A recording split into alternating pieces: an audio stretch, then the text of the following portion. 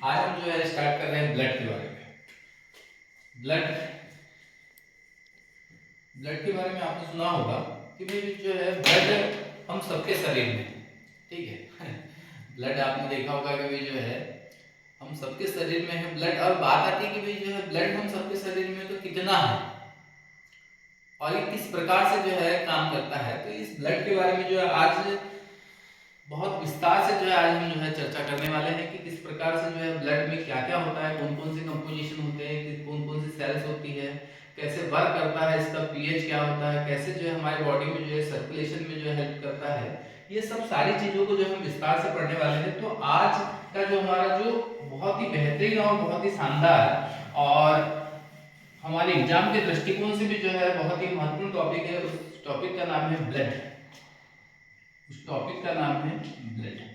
इस ब्लड के बारे में अगर हम बात करते हैं तो ब्लड में जो है दो प्रमुख सेल होती है। ब्लड में दो प्रमुख सेल होती है, एक होती है प्लाज्मा सेल और दूसरी होती है आपकी ब्लड सेल। एक होती है प्लाज्मा सेल और एक होती है ब्लड सेल। प्लाज्मा सेल जो है टोटल ब्लड का लगभग 55 से 60% होता है। वहीं जो ब्लड सेल होता है ये लगभग जो है ब्लड का लगभग 40 से 45% होता है। तो मैंने आपको बताया कि जो ब्लड होता है, ब्लड में दो प्रमुख सेल होती है, एक होती है प्लाज्मा सेल और एक होती है ब्लड सेल। इस प्लाज्मा सेल में अगर हम आगे देखते हैं तो जनरली देखिए, जनरली होता यह है कि भी जो है क्लासेस में ब्लड में आपको आरबीसी डब्ल्यूबीसी प्लेटलेट के बारे में बताया जाता है, परंतु अगर हम विस्तार से अगर हम ब्लड को समझने का प्रयास करें तो ब्लड में बहुत कुछ आपको देखने मिलेगा। जैसे कि मैंने आपको बताया कि भाई जो है इसमें प्लाज्मा सेल और क्या है आपका ब्लड सेल।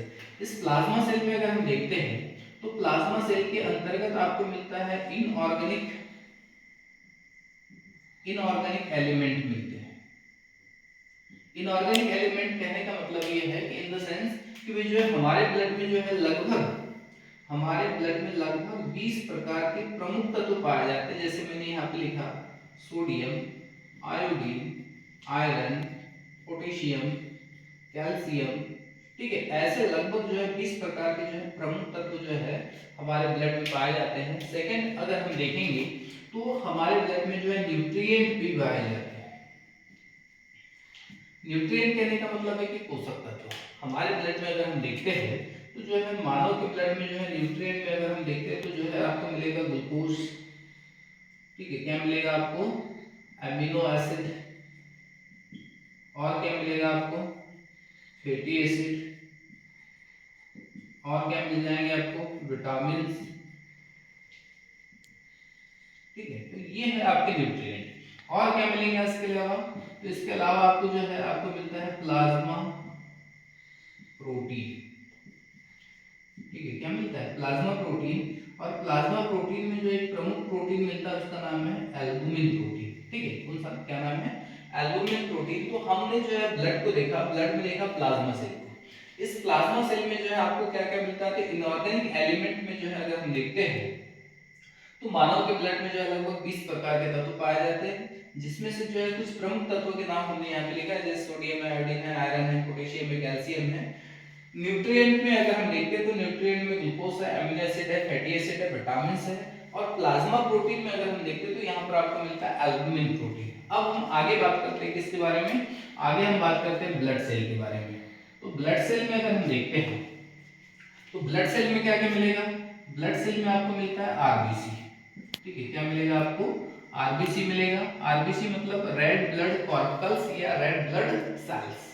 और आगे अगर हम देखते हैं तो क्या मिलेगा यहाँ पर? तो यहाँ आपको मिलता है डब्ल्यूबीसी, व्हाइट ब्लड कॉर्पल्स। और क्या मिलेगा यहाँ पे? तो यहाँ पे आपको मिलता है प्लेटलेट, ठीक है। क्या मिलेगा यहाँ पर आपको? प्लेटलेट्स। वहीं और आगे अगर हम बात करते हैं तो इस आरबीसी में क्या होता है?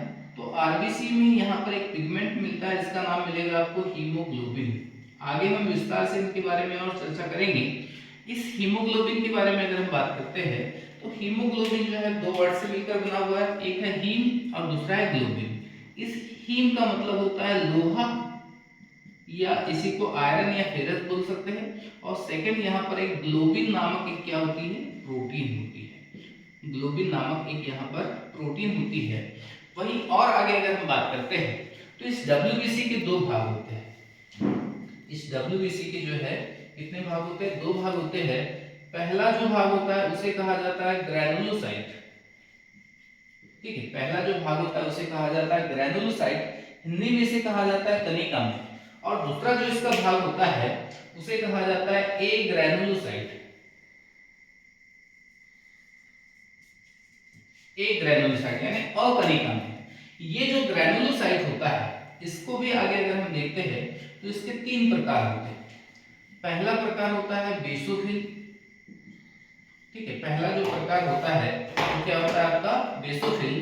दूसरा जो प्रकार होता है वो होता है इओसिनोफिल। और तीसरा जो प्रकार होता है वो होता है न्यूट्रोफिल। ठीक है, तीसरा जो प्रकार होता है वो क्या होता है? न्यूट्रोफिल। मैंने बताया कि जो डब्ल्यूबीसी है, डब्ल्यूबीसी के टू टाइप्स हैं, एक है ग्रैनुलोसाइट और एक है ए ग्रैनुलोसाइट। ग्रैनुलोसाइट कहने का मतलब होता है कनिका में और ये होता है अकनिका में। ग्रैनुलोसाइट की फिर से थ्री टाइप्स है, बेसोफिल, इओसिनोफिल और न्यूट्रोफिल। वहीं और आगे अगर हम बात करते हैं तो ये जो ए ग्रैनुलोसाइट होता है इसके टू टाइप्स होते हैं।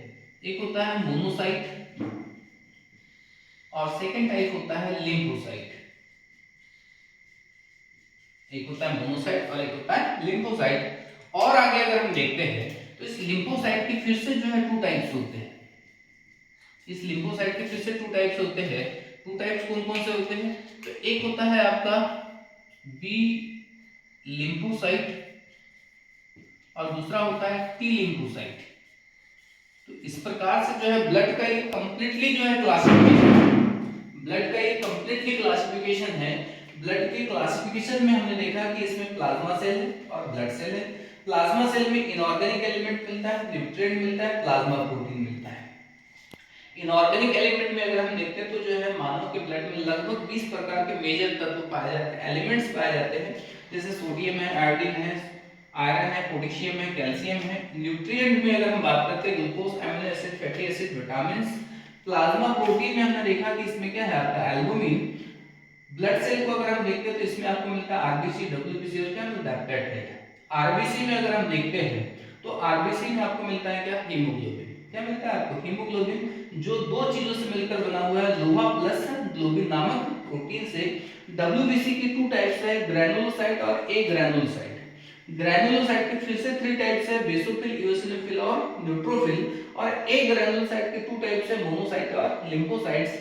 लिम्फोसाइट के फिर से टू टाइप्स है, बी लिम्फोसाइट और टी लिम्फोसाइट। और लास्ट में यहां पर आपको मिलता है प्लेटलेट्स। अब यहाँ पर ब्लड के बारे में एक नॉर्मल अगर हम जो है अगर बात करें तो ये जो ब्लड होता है, ठीक है, ब्लड जो है मानव शरीर का, हमारे जो है मानव शरीर का, ह्यूमन बॉडी का जितना वेट होता है, मानव शरीर का जितना वेट होता है उसका लगभग 7 से 8% भाग होता है किसका? ब्लड का। मैंने आपको बोला कि भाई जो है हमारा जितना वेट है, एक नॉर्मल व्यक्ति का जितना वेट होता है उसके वेट का लगभग 7 से 8% भाग होता है किसका? ब्लड का। जैसे कि मान के चलिए हम ऐसा एक एग्जांपल लेते हैं, यदि किसी ह्यूमन का जो है वेट नॉर्मली अगर 50 केजी है तो जो है इसका जो है 8% अगर हम निकालते हैं तो लगभग जो है ये मान के चलते हैं कि लगभग उसके बॉडी में 4 लीटर ब्लड है। लगभग 4 लीटर जो इसके बॉडी में क्या होगा? ब्लड होगा। और आगे अगर हम बात करते हैं तो जो ब्लड होता है मानव शरीर का जो है सबसे कोमलतम, मानव शरीर का सबसे सॉफ्ट संयोजी ऊतक है, कनेक्टिव टिश्यू है। मानव शरीर का सबसे कोमलतम कैसा ऊतक है? ये संयोजी ऊतक है, कनेक्टिव टिश्यू है, कनेक्टिव टिश्यू है। और आगे अगर हम बात करते हैं तो जो ब्लड होता है, ये जो ब्लड होता है इसके बारे में अगर हम बात करते हैं तो जो ब्लड का जो पीएच होता है वो होता है 7.4। ठीक है, ब्लड का जो पीएच होता है कितना होता है? 7.4 होता है। कहने का मतलब है कि इसका जो नेचर होता है कैसा होता है? हल्का क्षारीय होता है। इसका जो नेचर होता है कैसा होता है? हल्का क्षारीय होता है। ये जो ब्लड है, ब्लड का अगर देखा जाए तो जो है मानव शरीर में जो सबसे इंपॉर्टेंट जो रोल है वो है circulation. Circulation in the sense कि भाई जो है ब्लड के द्वारा ही मानव शरीर के विभिन्न अंगों तक विभिन्न प्रकार के जो है पोषक पदार्थ है, हार्मोन्स है, एंजाइम्स है, विभिन्न गैसें हैं, विभिन्न उत्सर्जी पदार्थ है, इन सबका जो है ट्रांसपोर्ट का जो काम करता है, जो सर्कुलेशन का काम करता है वो कौन करता ब्लड करता है। मैंने आपको बताया कि जो ब्लड होता है मानव शरीर का सबसे कोमलतम, मानव शरीर का सबसे जो है सॉफ्ट कनेक्टिव टिश्यू है। ब्लड का जो पीएच मान होता है 7.4 होता है, इसलिए जो इसका नेचर होता है कैसा होता है, हल्का क्षारीय होता है। ब्लड मानव शरीर में विभिन्न प्रकार के जो है पोषक पदार्थ, हार्मोन्स, एंजाइम्स, विभिन्न गैसें और जो है उत्सर्जी पदार्थ, इन सबको जो है माध्यम उपलब्ध कराने का, सर्कुलेशन करने में जो है सहायक होता है कौन, आपका ब्लड। ब्लड के बारे में और आगे अगर हम बात करें तो ब्लड निर्माण की जो क्रिया है, ब्लड निर्माण की जो क्रिया है इसे जो है हीमोपोइटिस या हीमोपोइटिस कहा जाता है। इसमें अगर हम बात करते हैं तो ये जो प्रोसेस है ब्लड निर्माण की जो पूरी की पूरी जो प्रोसेस है ये एक बहुत ही समझने वाली प्रोसेस है, जिसको और भी आगे हम जो है समझने का प्रयास करेंगे। यहाँ पर एक नॉर्मली अगर हम बात करते हैं तो जो ब्लड निर्माण की जो प्रोसेस है, जब बच्चा जो है मदर की यूटेरस में होता है, जब बच्चा जो है मदर के यूटेरस में होता है, मैं इसको यहाँ से मिटा रहा हूँ, है ना, आगे और मैं इसको विस्तार से और आगे बताऊंगा आपको। यहाँ जो है अगर हम बात करते हैं तो ये जो है, ये जो ब्लड निर्माण की जो पूरी की पूरी जो प्रोसेस है, इसको अगर हम समझते हैं, जब बच्चा जो है मदर की यूटेरस में होता है, ठीक है, जब बच्चा माँ के गर्भ में होता है तो शुरुआती जीरो से 3 मंथ के बीच, शुरुआती 0 से 3 मंथ के बीच जो है ब्लड निर्माण की जो क्रिया होती है होती है योग सेक में होती है, ठीक है, कहां पर होती है, योग सेक में होती है। मैं आपको बता रहा हूं कि जो ब्लड निर्माण है बच्चे के जन्म से, ठीक है, बच्चे के जन्म से कहने का मतलब है कि जब बच्चा मां के गर्भ में है तब से लेकर उसकी मृत्यु तक जो है ब्लड निर्माण की जो प्रोसेस है कहां होती है, तो शुरुआती 0 से 3 मंथ तक ब्लड निर्माण की जो प्रोसेस होती है कहां पर होती है, योग सेक में होती है। 3 से 6 महीने तक जो ब्लड निर्माण होता है ये कहां पर होता है, ये स्प्लीन में होता है। 6 से 9 महीने तक जो ब्लड निर्माण होता है ये कहां पर होता है, लीवर में होता है। और आगे अगर हम बात करते हैं तो जो है जैसे ही बच्चे का जन्म होता है 9 महीने के बाद, 9 मंथ के बाद जैसे ही बच्चे का जन्म होता है तो जन्म से मृत्यु तक, ठीक है, जन्म से कहां तक, मृत्यु तक, जन्म से मृत्यु तक जो है ब्लड निर्माण की जो प्रोसेस होती है, जन्म से मृत्यु तक जो है ब्लड निर्माण की जो प्रोसेस होती है ये कहां पर होती है, तो ये होती है बोन मैरो, ठीक है, कहां पर होती है, बोन मैरो में होती है, जिसे कहा जाता है अस्थि मज्जा। ये जो है, ये जो बोन मैरो है, इस बोन मैरो के भी जो है अगर हम देखते हैं तो इसको भी जो है 2 पार्ट में डिवाइड किया गया है। एक है रेड बोन मैरो और दूसरा जो है yellow bone marrow, yellow bone marrow.